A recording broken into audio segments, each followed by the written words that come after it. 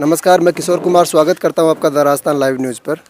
The Rajasthan live news की आज खास मुलाकात में हम उदयपुरवाटी पंचायत समिति के ग्राम पंचायत जहाज में पहुंचे हैं। हमारे साथ विकास कुमार जी, जिन्होंने अभी पिछले दिनों जो व्याख्याता भर्ती परीक्षा का जो रिजल्ट घोषित हुआ है जी, इनमें इन्होंने अपना चयन दिया है और कैसी कठिन परिस्थितियों से निकल के आए हैं। बताया जा रहा है कि इनकी माताजी थे जो नरेगा में जाया करते थे, पिताजी थे वो खुली मजदूरी किया करते थे।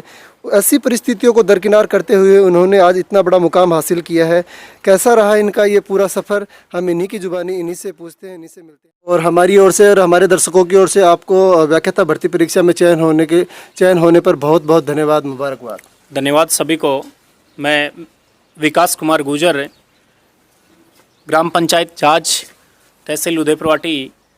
क्या बाहर तो जा नहीं सकते क्योंकि कोचिंग सेक्टर से भी इतना पैसा नहीं आ पाया कि मैं बाहर जाके कहीं कोचिंग जयपुर सीकर कर सकूं, क्योंकि वो मेरे लिए इतना संभव नहीं था। तब मैंने एक छोटा सा विकल्प लिया कि घर पे रहकर ही, घर से थोड़ा सा बाहर है, खेत के साइड में जाकर एक छोटी सी झोंपड़ी बनाई मैंने। और उस झोंपड़ी में रहकर मैंने सोचा कि यार यहाँ हमें कोई नॉलेज भी नहीं है, कोई कोचिंग सेक्टर का भी नॉलेज नहीं है, मेरे पास ऐसा कोई बड़ा फ़ोन भी नहीं था जिसे मैं यूट्यूब के माध्यम से भी देख सकूँ। तो मेरे पास एक छोटा सा कीपैड फ़ोन था, लेकिन उसकी बदौलत भी मैं सबसे बड़ी सफलता गुरुजन लोगों को देना चाहूँगा जो पहले से स्कूल लेक्चर थे। उनको देख देख कर मेरे जीवन में सबसे बड़ी सफलता थी उनके पास फ़ोन करना कि सर मैं आज ये सिलेबस पढ़ रहा हूँ, कैसे पढ़ूँ। तो सर ने हमेशा मुझे जिसे आज स्कूल लेक्चर में जो चयन हुआ है उसकी सबसे बड़ी सफलता उन गुरुजन लोगों की जिन्होंने मुझे मार्गदर्शन किया। अब लास्ट का दौर सर मेरा ऐसा भी रहा कि मैं ग्वाला है और ग्वाला वहाँ लाइब्रेरी थी, लाइब्रेरी में भी मैं गया। वहाँ पर जाने के बाद सभी बच्चे बैठे रहते थे, लेकिन मेरे सामने एक समस्या थी कि मैं ज़ोर ज़ोर से बोल बोल कर पढ़ा करता था। तो जोर जोर से बोलकर पढ़ा तो बाकी बच्चे थे वो डिस्टर्ब हो जाते थे। तो लाइब्रेरी के बाहर एक खंजर सा था जहाँ टूटे हुए मकान थे, उन मकानों के पास जाकर ईंट पड़ी रहती थी और इन ईंटों के पास जाकर मैं पढ़ा करता था। तो वहाँ मुझे एक टारगेट रहता था कि यार आज दिन भर यदि मैं ये नहीं कर पाऊंगा तो मैं शाम को कैसे जाऊंगा घरे। तो मैं ईंटों पर रह कर और वहाँ दिन भर धूप की चाहे कैसी हो समस्या हो, मेरी यही स्वेटर थी, मुझे गर्मी लगती थी, मैं इनको भी निकाल देता था। लेकिन जब शाम को 5, साढ़े 5 या 6 बजे के लगभग का टाइम था, उस दौर में मैं वहाँ ये चैप्टर पूरा होने के बाद मैं क्लियर घर आता। घर आने के बाद मैं खाना खाकर वापस वहीं ग्वाला चला जाता था और वहीं एक लड़का और मेरे साथ मेरा दोस्त था, वो भी रहता। हम नाइट को भी उसी लाइब्रेरी में रहते थे। फिर ये दौर चलता रहा, संघर्ष का दौर था सारे।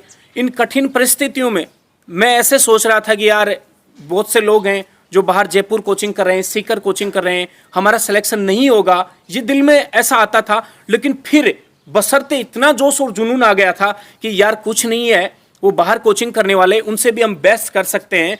तो मेरा ये जोश जुनून बचपन से जोश जुनून था कि मुझे बनना है यार लेक्चर। मैं कॉलेज लेक्चर का सपना था, स्कूल लेक्चर के बारे में कभी नहीं सोचा था। तो इससे पहले आपने प्राइवेट सेक्टर में नौकरी की या फिर डायरेक्ट आपका चयन इसी व्याख्याता पद पे ही हुआ? सर मेरा डायरेक्ट चयन व्याख्याता पद पे हुआ है। प्राइवेट सेक्टर में तो कोचिंग सेक्टर में जरूर इस सेक्टर से जुड़ा हुआ था, कोचिंग सेक्टर से मुझे बहुत फायदा मिला।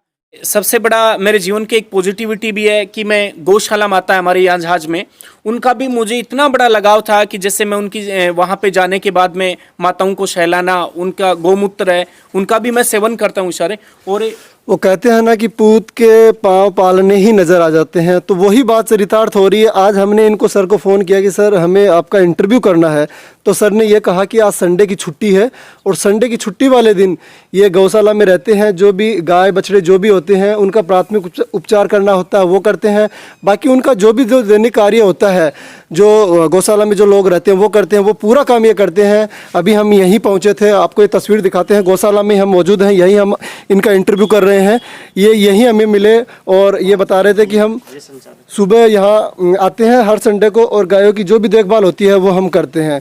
तो कहा जाता है कि भगवान जो करवाता है, ईश्वर जो करवाता है वो अच्छे के लिए करवाता है। दूसरी बात सर मैं ये पूछना चाहूँगा आपसे कि अभी जो युवा तैयारी कर रहे हैं कंपटीशन, जैसे एनटीपीसी की बात करें, रेलवे डी ग्रुप की बात करें, और भी काफ़ी कंपटीशन है जिनको लेकर युवा लॉकडाउन के बाद में अब पूरी तरीके से अपनी स्टडी पे फोकस करने लग गए हैं, तो उनको आप क्या संदेश देंगे? काफ़ी युवा हैं जो तनाव में भी हैं, क्योंकि सर काफ़ी दिनों से 3-3, 4-4 साल हो गई हैं एग्ज़ाम के फॉर्म भरवाए हुए, ये नौकरियों के फॉर्म भरवाए हुए, लेकिन अभी तक उनका जो नोटिफिकेशन था कि एग्ज़ाम कब होगी वो नहीं आ पाई, जिसको लेकर काफ़ी युवा हैं जो नर्वस हो गए हैं और ज़िंदगी से हताश हुए बैठे हैं। उनके लिए आप क्या कहना चाहते तो सर पेशेंस बनाए रखना तो बहुत ज़रूरी होता है, आदमी को धैर्य तो ज़रूरी है। इसके बाद भी मैं ये कहना चाहूँगा कि यदि उनके पास ऐसा कोई आय का स्रोत बना सकें तो जैसे ट्यूशन सेंटर होते हैं उनमें भी अपना थोड़ा सा गुजारा कर सकते हैं वो। और ट्यूशन सेंटर से उनका सब्जेक्ट से मैटर, जैसे मैथ है, रीजनिंग है, उनका इंग्लिश है या जीके संबंधित है, तो उनसे संबंधित गाँव में या हमारी जो ढाणियाँ होती हैं उनमें जाकर या किसी पड़ोस का जो शहर है वहाँ भी जाकर वो इंस्टीट्यूट में कुछ अपना समय दे सकते हैं यदि कोई बंदे काबिल हैं। और जो बंदा वो नहीं कर सकता सर, तो मैं उनके लिए ये कहूँगा कि आप लगातार अपना टाइम टेबल बनाकर और टाइम टेबल के सूटेबल आप तैयारी करेंगे तो मुझे इस बात का पूर्णतः विश्वास है सर 5 या 4 महीने में या 6 महीने लास्ट होते हैं जहां हमारी एग्ज़ाम होने के कगार पे होती है, तो उस एग्ज़ाम के अकॉर्डिंग वो तैयारी करेंगे तो उनका प्रेशर बहुत कम हो सकता है। और प्रेशर की बात कहूँगा कि सर प्रेशर तो एक जीवन का आज के बंधु का पहलू सा बन चुका है, लेकिन प्रेशर को दबाव कम करने के लिए हम आस्तिक होना भी बहुत जरूरी होता है। उससे हमें पॉजिटिविटी बहुत ज़्यादा मिलती है। जैसे मैंने गौशाला के बारे में बताया आपको, हमारे भी यहाँ मंदिर है, उनमें सर हमेशा एक आस्था का प्रतीक रहता था, तो मुझे पॉजिटिविटी बहुत ज़्यादा मिलती थी। मेरे मन में एक प्रेरणा होती थी कि यार हम जरूर सक्सेस हो जाएंगे। तो मैं युवाओं से कहता हूँ कि ज़्यादा से ज़्यादा आस्तिक बने।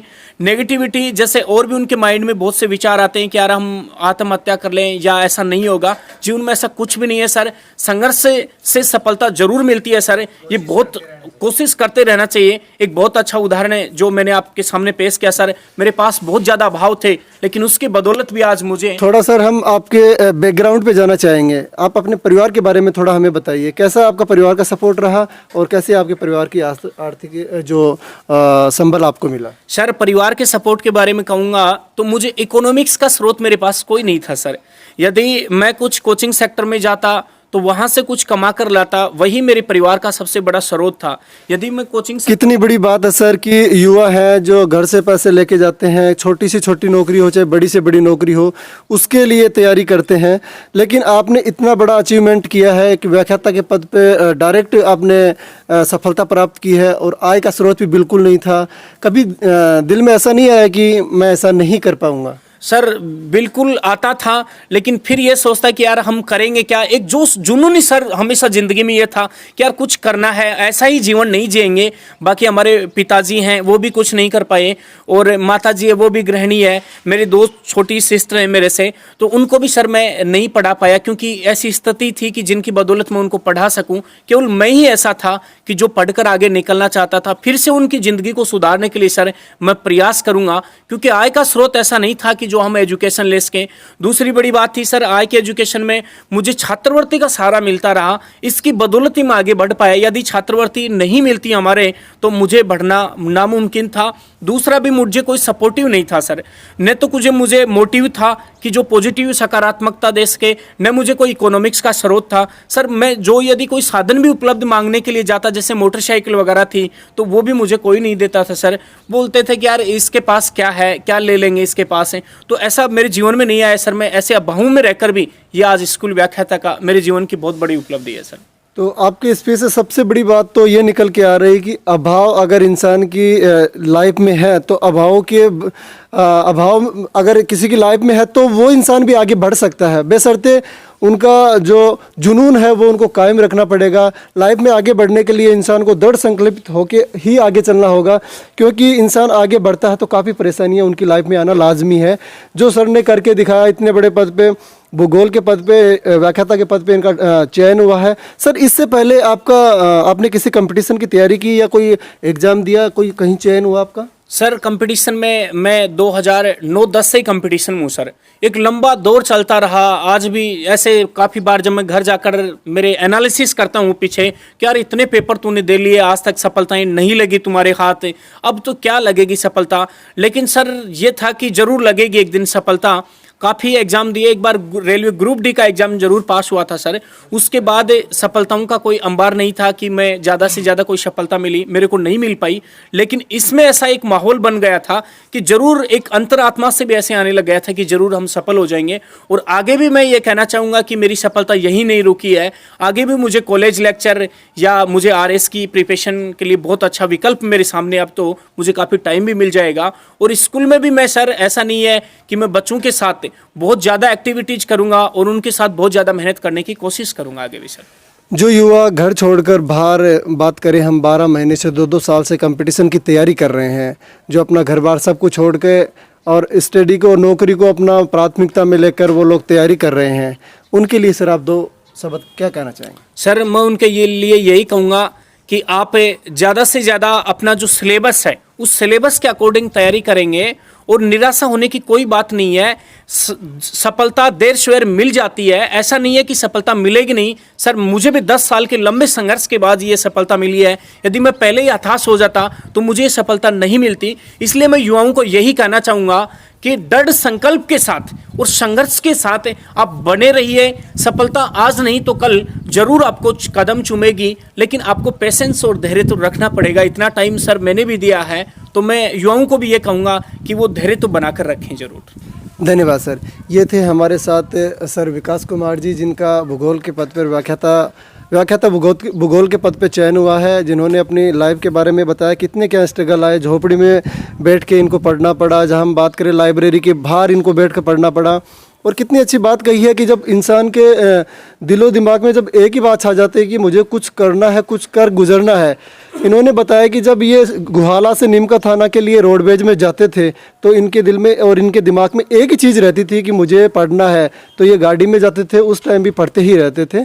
काफ़ी स्ट्रगल आए लाइफ में, लेकिन इंसान की जब सोच ऊंची होती है, बड़ी होती है, कुछ करने का जज्बा होता है, तो परेशानियां हैं वो धीरे धीरे साइड में होती चली जाती है और इंसान है वो धीरे धीरे अपने पथ की ओर अग्रसर होता रहता है।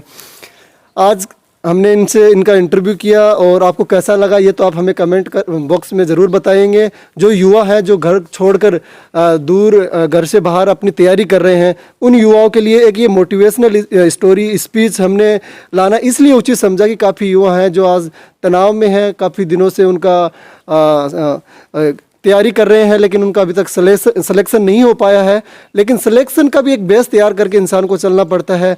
8 से 9 साल की मेहनत है सर की आज इनका डायरेक्ट व्याख्याता के पद पे चयन हुआ है।